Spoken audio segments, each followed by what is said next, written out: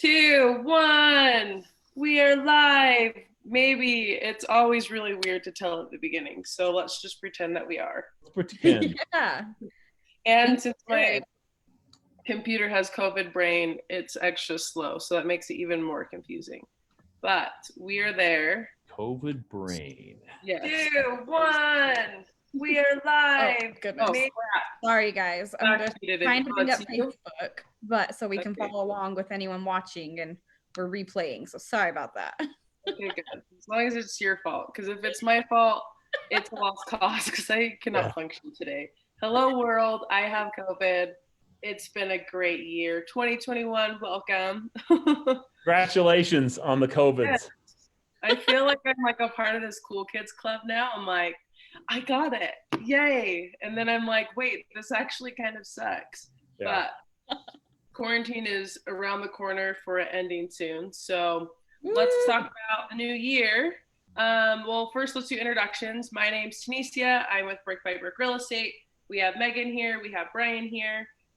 Every month we do a Facebook Live, and today we are talking about forecasting, which is great because it's January 1st of the month. So we're going to go over kind of just different projections and what to expect for the year, answer questions. So Megan is joining us on chat. So if you have any questions, just chat in.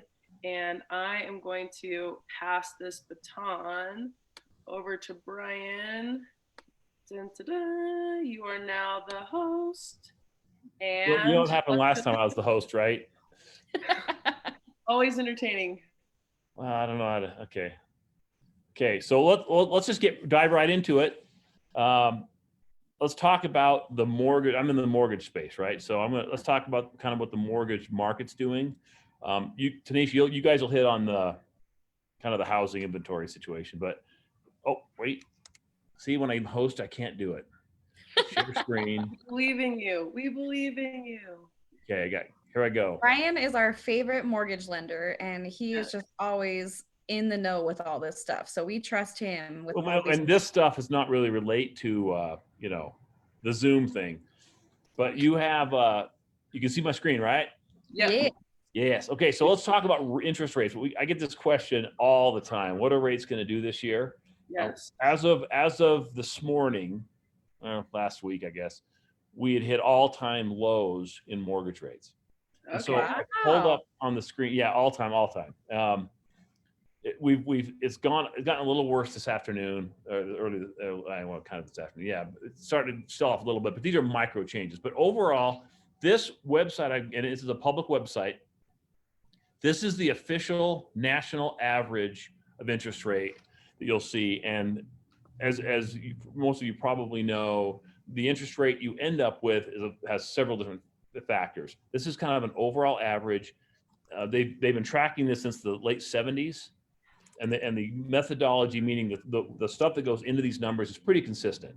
So you can kind of just don't worry about the number so much, but you can kind of, the trend is what you want to watch. So if we look right now, look at that top, see that 30-year FRM, that's the 30-year fixed rate mortgage. So as of last Thursday, this was the national average 30-year fixed rate conventional mortgage. It was 2.67, right? Okay. So we take we're looking at a 1-year chart. So you take it back to here, and I'll cheat a little bit. If I can get back there. Yeah, so 1 year ago, January 2nd, 2020, year and a day or two, we were at 3.72, so about 1%. So we're just about really low. Yeah, it's pretty good, huh? Now, if you go to 3 years, you can see that the all-time, the high in 3 years, not all-time high. The high for 3 years was 4.94. If anybody come down almost half. Yeah. So pause the universe. If you bought a house in 2018 and you have not refinanced, I am talking to you. Yeah, that's right. Yeah. You may have refinanced more than once. Yeah. Yeah. And then if you go back, you can see, and we're not to belabor the point, but you see rates do this. They go up and down. And we're following, by the way, this also has a 15-year mortgage. You can see how they move kind of in basically the same pattern. So so the highest rates have been, I guess go back to here. In 2011, they're up around just about 5%. about 5% back then, way back in 2011, way back. So you go back to the year thing. So the question is, what are interest rates going to do this next year? Part of the COVID problem. Yes, I'm in the market. I know we talked maybe 6 months ago, and I'm like, oh, let's wait because I want to finish my project, whatever. Yeah. And then obviously there's like rumors with the election that first of the year it's going to go down more. And so now I'm thinking, okay, great. I'm glad I didn't do it 6 months ago because it's better now. What does it look like for near future as well as over the whole year? That's a great question. So for the near term, next several months, few months, we think rates are going to stay down about where they are now, right? And the main reason, what determines interest rates is the same thing that it determines a price of a share of stock. It's just supply and demand. Only instead of stocks, like if you want to buy Apple stock or Tesla stock, if you have more people buying that are selling, that's going to drive the price up. Well, it works the same with our mortgage rates, but these investors, they buy what's called mortgage-backed securities. And so when people want safety, that's when rates tend to go down. So the rule of thumb is this: we mortgage guys, interest rate people, we like bad news. We like bad economy. We like wars. We like everything bad except for 2020 was enough, Brian. You guys had your fill. Have my fill. So yeah, so putting it out into the universe. Yeah, so economic downturn, that's really the main driver of interest rates. And so the Federal Reserve, which is it's a government thing basically. And what they're doing is they're pushing mortgage interest rates as low as they can to keep our national economy moving. So that's kind of artificial in a way, but during the pandemic and the shutdowns and all the economic problems we're having around the country, that we see rates staying down for the next, I think, several months. Now that by the end of the year, the Mortgage Bankers Association, their big prediction is that we'll see them go up a little bit, about 0.5% or so. That's their big prediction. Do you know what's kind of funny? I'm thinking about when COVID was first a thing back in like the beginning of the year, and we were talking, and you said like exactly that. You're like, hey, there's this thing called COVID or whatever it was called at that time. It's coming, and like it's going to be a great year for that. And I was like, COVID what? Like, okay, great. Something far away that's never going to relate to me, that like is not going to affect my life whatsoever. And now I'm sitting here like a year later and I have it, and I'm like, man, if we only had this forecasting thing a year ago. Yeah, it's the old what's that, Back to the Future movie where Michael J. Fox had the almanac for all the baseball scores for the future. So right. Money, we can bet on baseball games. Yeah, we can make all this money. Yeah, it would be lovely, wouldn't it? Yeah. Yeah. Funny. And I mean, in real estate, we don't have a crystal ball to say this is what it's going to be. All we can do is look at the numbers and the trends and try to help predict what's going to come.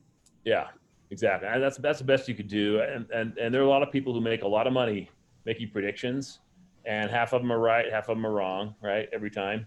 So that's just kind of the way it is. But it's so far so good. I mean, we see what's going to make interest rates go up is once the vaccine gets rolled out and these positive numbers and hospitalizations and all the COVID numbers, when those start to go down, the economy starts opening up again, in particular the service sector. So you have restaurants and things. When the economy starts rolling again, rates will naturally start creeping up.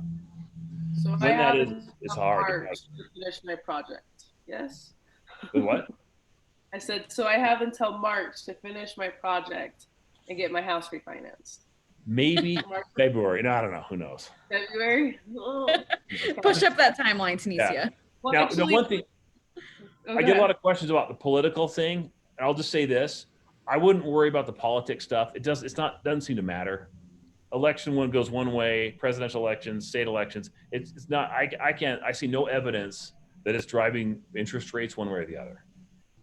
And that's usually the way it is. It's just all the hoopla about elections as far as in interest rate land, who cares? It doesn't really matter. The economy is what the economy is, you know. I find myself like in this category that is so easy to talk about when it's someone else.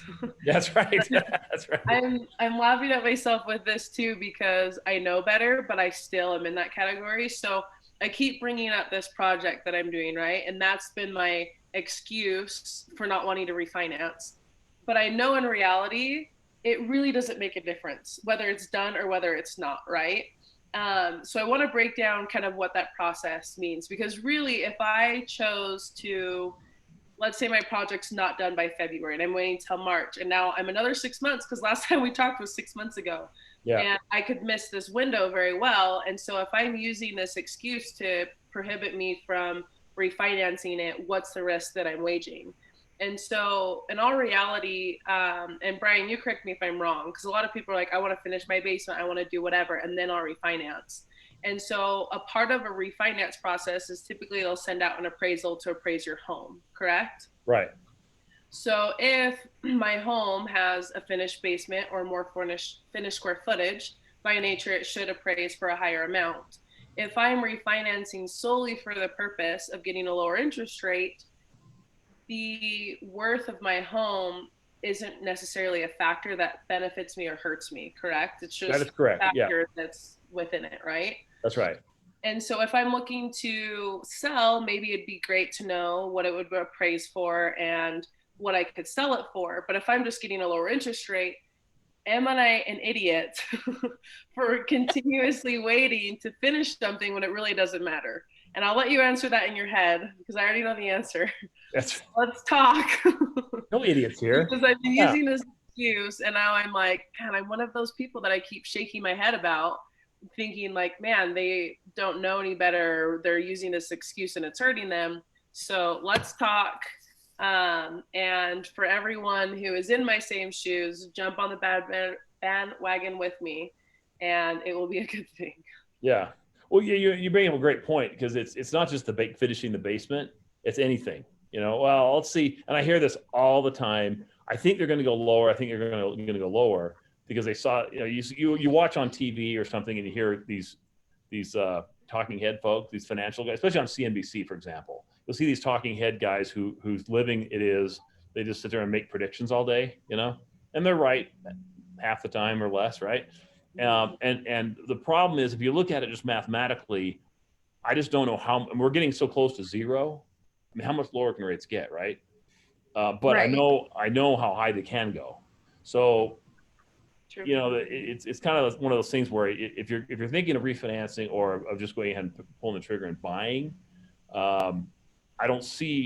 don't have any. I see no data to show that rates can go down at all, really. So waiting until March, for example, I'll finish my basement. Yeah, it might be okay. Who knows? So with that, if I'm like, you know what, Brian, today I want to do it. Let's refinance. Can I lock in today's rate? Do I need to wait a couple days? Step us through that process of someone who's looking to take advantage or take action. What does that action actually look like? Yeah, so you can lock in an interest rate. You have to have two things in place. You have to have an application with us, which is easy. And then you have to have a property. So if you're buying a house, you can't lock until you have your house under contract on a purchase. On a refinance, yeah, we can lock in a few minutes. That's easy. But on a purchase, once you identify your property, you have a contract that's accepted, then we can lock you in. Awesome. Yeah. So I know on our social media platforms, we have like a lock or a don't lock icon that we're consistently posting kind of based off the numbers. So if we were to post right now in this moment, would that symbol be lock or would it stay open of like, hey, let's see what tomorrow brings? As of right this second, we just went to a locking bias as of about an hour ago. Started to sell off a little bit. Yeah, we were this morning. I woke up. Oh, it's float. Woo! Meaning not lock. We all is well. But at about noon, 11 o'clock today, about an hour and a half ago, the market started to turn a little sour. Not dramatically sour, but just sour enough to start locking stuff in. Got it. Okay. Yeah. So in that same token, when we're talking about people waiting on interest rates, I also hear a lot of people talking about when their housing price is going to come back down. And everyone's like, oh, it's going to hit the bubble. It's going to hit the bubble. Do we see that happening this year? No, I don't. Tanisia, you guys may disagree. I may have a different thought of this. If I'm old, I'm announcing I'm old. So I remember the Great Recession, 2008, right? The big bubble that burst like a nuke.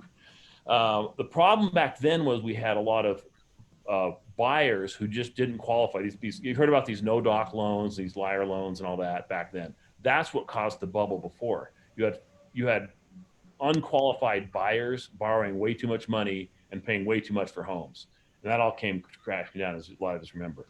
Now, the way our underwriting, our approval guidelines are for mortgages, people who are qualifying are great borrowers. They have employment, they have income. They're a pretty elite group. I mean, a lot of people qualify, obviously, but they're not like they were back then. Number two, so I don't see that. We have real money, real ownership, and real homes, and real value, and real income, and all that. The second thing is we have a lot of people coming in from out of state. Right, Tanisia? Yeah. I mean, who wouldn't want to live here? I know a lot of people are ditching the big cities and saying, hey, let's come into the suburbs of Utah. And we've even had a lot of people reaching out saying, get me out of my townhouse. I want a single family home with lots of land so I can be more secluded, more self-sufficient. Yeah. Or the both the mom and dad both need more space because they're both working at home. Maybe not all the time, but some of the time, Everyone now needs a home office. Yeah. Right? It'll make a huge impact, right? Because when you're spending so much time at home, you want to be comfortable there, and the demands that you have of your home are different in a COVID lifestyle versus not. But no, I am in full agreement with Brian. I am interested to see what it looks like this time next year after we've done a full cycle. But Brian actually shared some stats with me this morning, and I've been picking them apart. So if you look at the state of Utah, starting from 2018, and we're going to go each calendar year, so 18, 19, 20 to 21, for what the amount of homes that are on the market right now. So kind of what our inventory looks like. In 2018, we had over 10,900, so almost 11. 2019 was 11,835.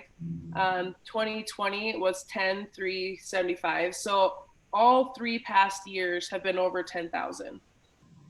Just for like entertainment's sake, Megan, because I don't think you've seen these, where would you guess, and this is pulling the exact same date, January 1st of the year, where would you guess numbers are right now for the state of Utah? Today, if we're talking about following trends, how things are kind of going the motions, you would assume, hey, yeah, we're at 10 or 11.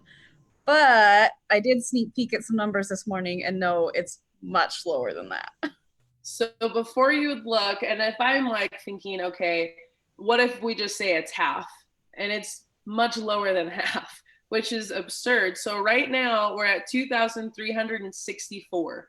And if we're consistently averaging for the past 3 years over 10,000, and we're now at 2, I mean, that's a fifth of what the inventory typically is. And based off of what Brian had just said, as demand is going to dictate what things look like, if we're looking at a fifth of the inventory for the state that's available on the market right now, but all-time highs for demand, and not only just like Utah in general, because before in past years, I mean, we might have only been competing with ourselves, right? People buying and selling, you get a new job, but you're staying within Utah. I mean, we always have like a certain percentage of people from out of state coming in, but now that percentage is so much higher. So the demand is astronomical compared to what it's been in past years. And we're functioning off a fifth of the inventory. So it makes me nervous because I know I have a lot of people who are excited about selling. And if you're going out of state, hey, that's great. You're going to be able to sell your house for a ton.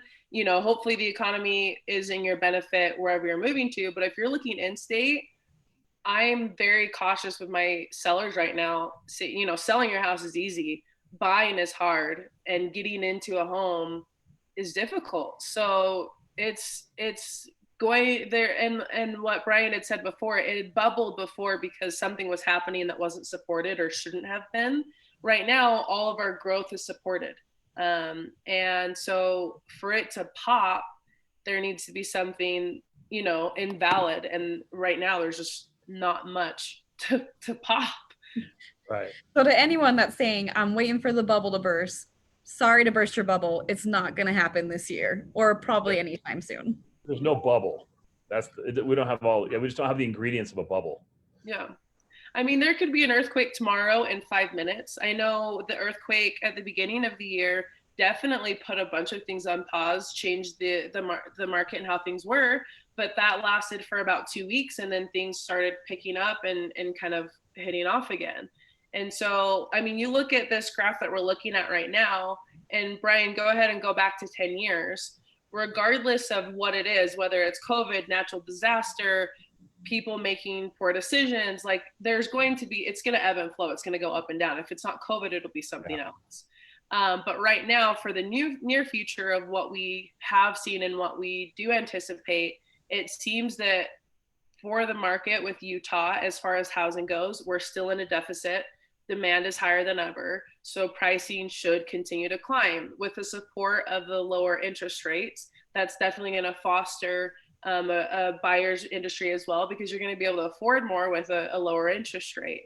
So obviously, like Megan had said, we don't have a crystal ball. We don't know what tomorrow brings. Disaster and anything can happen.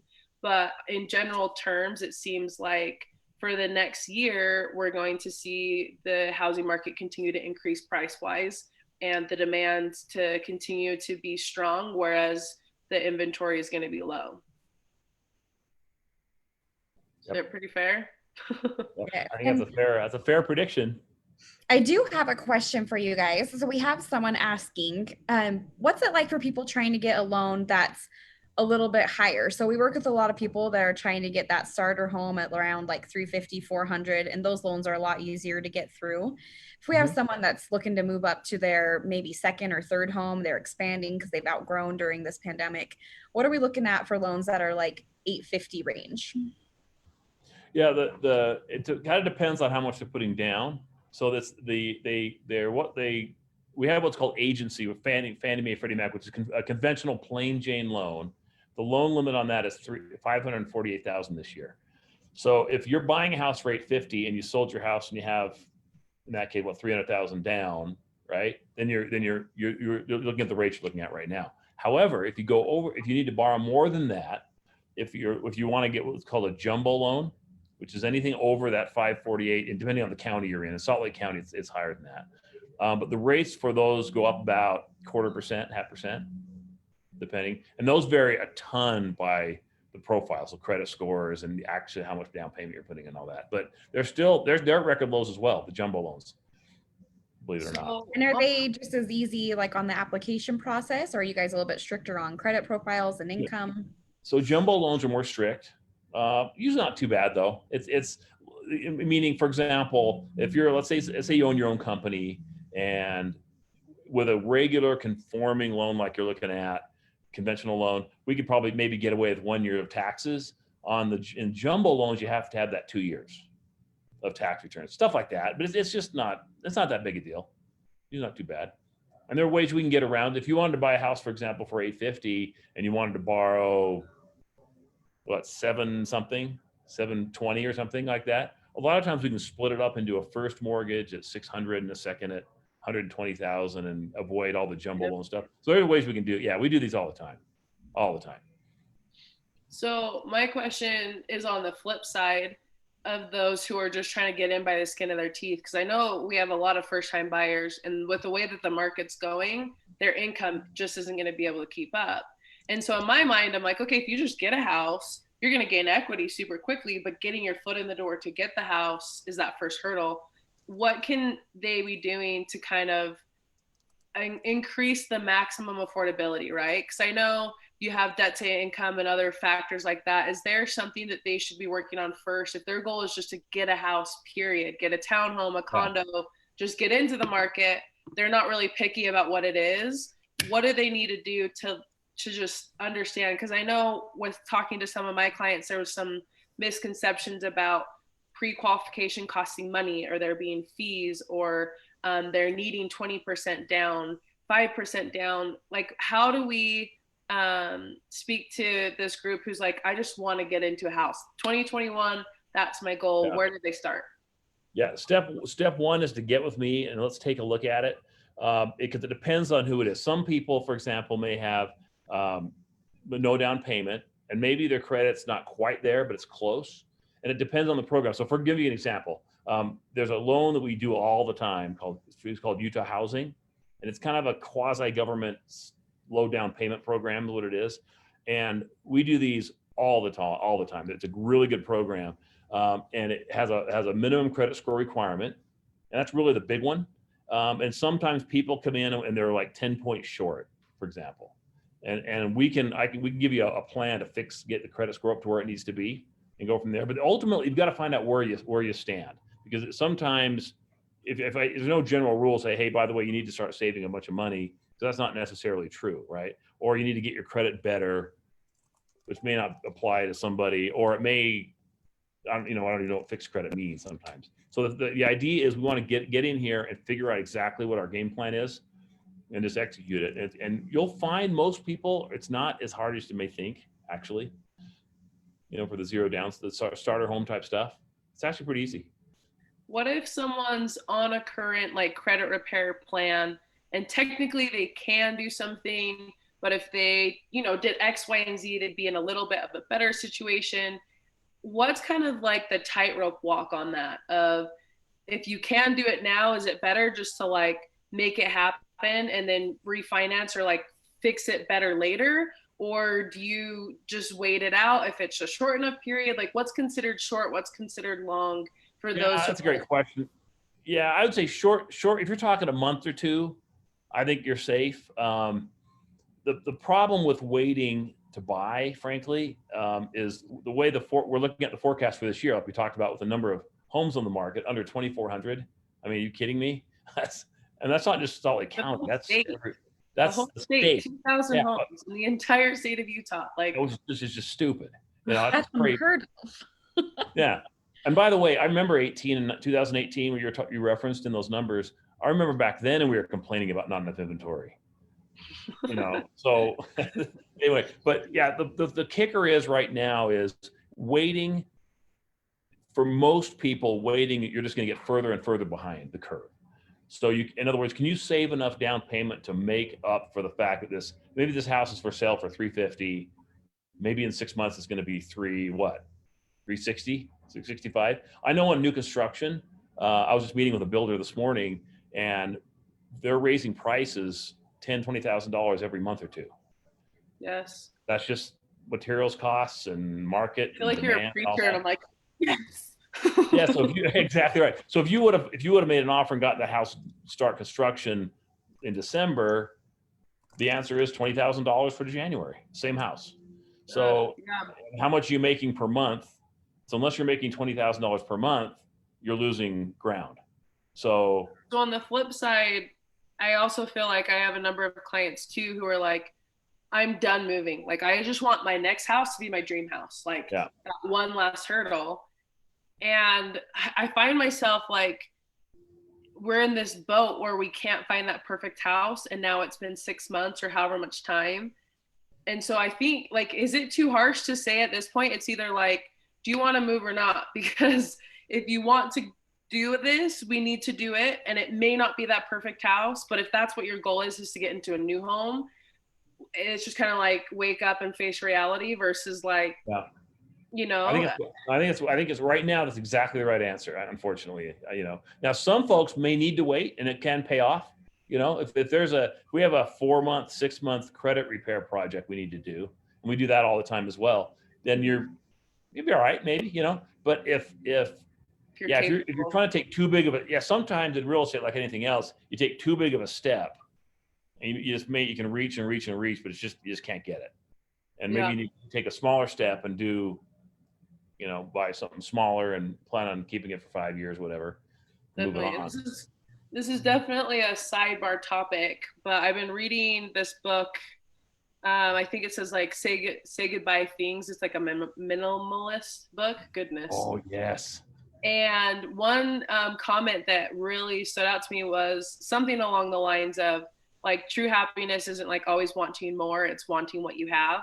and just being content with it. And so I feel like it's so easy to fall in that trap of like seeing what other people have and like wanting more and more and more, instead of just being happy where we're at. You know, you don't have to sell your house. You don't have to get something better. You know, maybe a shift in your perspective is all you need. And if you do want to sell or buy, it seems like it's in your best interest with the market as it sits right now to start making preparations to do so, with the understanding that literally next month we're going to be in a different market. The conversations that we're having right now will not be accurate a month from now. And so, you know, it's just kind of figuring out what's best for you and knowing that you do have options, and maybe those options aren't necessarily tangible in obtaining something new, but it could just be a shift in mindset, which could give you exactly what you're looking for as well. So yeah, that's a great point. Yeah, that's a great point. Because a lot of times, I think sometimes I think we're all victims of this. You have this ideal of what the perfect house is, and say, yeah, forget it. It's out of reach. Forget it. And the problem is, you got to start at some point, otherwise you're literally never going to make it unless you start. You know, and the first step is a plan. You need to know where you're at and find out a good strategy to get there. I talk to people all the time who think, oh man, I'm never going to be able to do this. I can't afford it. And it turns out they're like, oh, that's not bad. Because the mortgage, like for example, take payments, for example, that's a big deal. Some will go online and look at the payment calculators, and there's too many nuances and things we can fiddle with. And so they get these numbers that are inaccurate. A lot of times they're way too high. Mm-hmm. So they come in and think, I'm limited to this because this payment. I look at it, I'm thinking, well, you're actually $100,000 off. Like, oh, so a lot of times you can do more than you thought, and maybe the other way too. But at least you know where you stand exactly. That's the key to make a start for the first step. So I have a question for Megan. Out of everyone that we have worked with or are working with right now, how many of them stayed true to their timeline, in the sense of they came in with a perspective of, I want to do this, but I won't be able to until X date? How many of them actually waited until that X date? With a lot of the people we've been working with recently, they have hit their goals so much faster than they had originally intended to.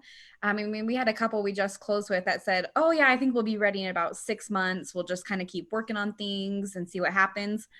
They 2 months later are closed and now moving into their home. So it's not always worst case scenario. I mean, we're going to be there. We're going to be your champions. We're going to help cheerlead you along the way. And we love working with people that want to do credit repair. We don't want anyone to ever think like, oh, we don't want to waste your time because we're not ready to move into something right now. It's never a waste of our time to help you. Definitely. I'm like ecstatic and so excited for those that we have helped last year. Because literally, like Brian had said, with new construction, it's up 10, 20 grand each month. And that's a lot of our clients right now are closing on new construction homes, and they signed their contract a year ago. And it's so awesome to be able to be like, I'm so glad we talked. I'm glad that you asked those questions. I'm glad that you pursued this, because now look at the benefit that they get to reap. And so for all of those who are listening, who are out there, who are thinking like, yeah, but that's someone else's story. Like, no, this could be your story. And like Brian said, all we got to do is sit down and figure out where you're at. We just need to know where you are, and then we can put together a game plan. And whether that's tomorrow or 6 months or however much time, you are making progress. You're figuring out, you're getting closer. And so those are steps that we want to be able to take with you. So I feel super fortunate to be both with Megan and Brian, to have this awesome team that we've created. I'm excited for the new year. I'm glad that we were able to do this forecasting, and I'm excited to see, who we're able to come in contact with this new year. And I hope if you're listening that you'll be one of those people. So thank you. And I'm excited. Awesome. And we'll be back here next month as well, doing similar conversations where we're going to be answering your questions, talking about what's coming up, and every month. Because, I mean, everything changes so quick. So we got to keep on top of this. Definitely. Yeah, for sure. What's our topic for next month? Do we have that? Yeah, let me find that for us real quick. That is a great question. Brian, is there anything else that you need to take us home with, or? No, you nailed it. No, just take that. And first we've also step. talked about We've also talked about doing like some little mini series as well, where we talk about how to add value to your home and things you can do in your home to really enjoy living there if you're not ready for that next step. We've got a lot of stuff in store for you guys. Okay, so next month we have got rent versus own, where we are talking about, is it smart for you to buy right now or is it smarter to rent? This is ever changing with how the market is going. And then also in that token, we can talk about, is it smart to rent out your home as well? Definitely. And I'm like super excited because we've now made it full circle. So now we have our live video, which if you didn't see it before, for last time we addressed this topic, that we can now compare it. So now we have a little bit of history under our belts to be able to see how things have changed from the last time we talked about this to now. So that's really exciting that now we're snowballing, because that means moving forward, every video that we do will have context from what it was, 4 or 5 months ago, which will be great to be able to. Last time we addressed this topic. Megan. I did it again. I had to come out of the video and come back. Okay. Was that a technical snafu? I feel like crap. Let's get out of here. Happy New Year, everyone. Don't get COVID. And if you do, message me and we will send funny memes. And thanks for joining. And video chat. All right. Yes. Nothing funnier than the COVIDs. Yeah. Yes. And Brian, you now have to pass the torch back because I no still problem. You. Just turn it off. Okay. Participants. Oh, dude. Oh, I had it. Hold on. Jake. What do I do? Welcome to the blooper reel. I did this last time and it didn't work now. How do I switch back? I don't know what to do. It's so embarrassing. You gotta right click on me and make me the host again. I mean, guys, you can't not do this. I think I start to look forward to this now. I know, right? It was at the beginning and at the end. I swear there's a different program this time. Share screen, record. There's nothing. I'm sorry, I'm stuck. That's it. Okay, well, we're just gonna leave. And if you there's no option. Do this live broadcast for the rest of today, I guess that's. There we go. It worked. Okay. You did it. I was looking forward to like periodically logging on to check to just like be like, what's Brian up to today? I'm not the least technical guy in the world, but I do have some technical limitations. This is it. That's the one. Next time, me and Megan are just gonna peace out, and then we'll just check like our phones, be like, me Brian live streaming. Check back in an hour, it'll still be on. Day in the life of Brian. The longest Facebook Live ever. Very well. All right. Well, bye, guys. We'll see you all in a month. Thank you for joining us, and thank you. We'll see you later. See ya. All right.